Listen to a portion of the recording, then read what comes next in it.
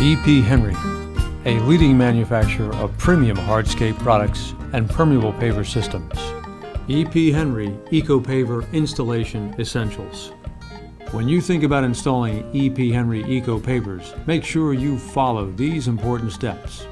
First, proper design and job layout, taking into consideration any vehicular loads and water storage capacity under the pavers. Excavation should always be done in an even, smooth fashion, without rutting or compacting the soils. Geotextile needs to be highly permeable and very strong. Consider using Mirify RS280i or 140N geosynthetic fabrics.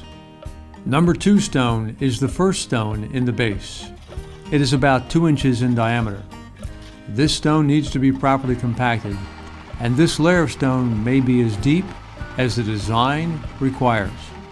An exfiltration pipe may be used if needed to act as a discharge for excess water in the reservoir under the pavers. Number 57 stone is the next layer of stone in the base. It is a multi-size stone ranging in size from 1/2 inch to 1.5 inches. This layer of stone is only 4 inches deep. Once it is spread, it must be compacted thoroughly. Edge restraint is necessary to hold the pavers in place. There are many ways to do this. One method is flexible aluminum with attachable base plates that lock geogrid underlayment to the edge restraint. The geogrid anchors the edge restraint, which in turn holds the pavers in place.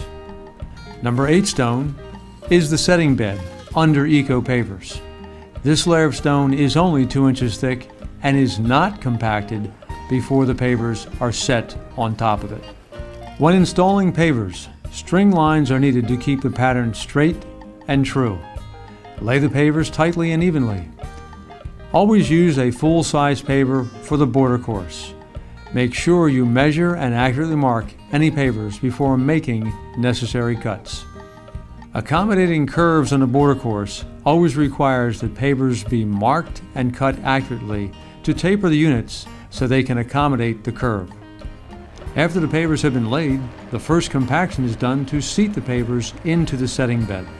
Number 8 stone, which is 3/8 of an inch in dimension, is swept into the joints, filling the joints to the top. After the number 8 stone has been swept into the joint spaces between the pavers, a second compaction is necessary. This will settle the stone in the joints, and any low areas should be swept and filled in at that time. The edge of the installation needs to be side dressed with topsoil or mulch. Take care when applying those materials not to get it onto the permeable paver surface. That material will only clog the joints and reduce the permeability.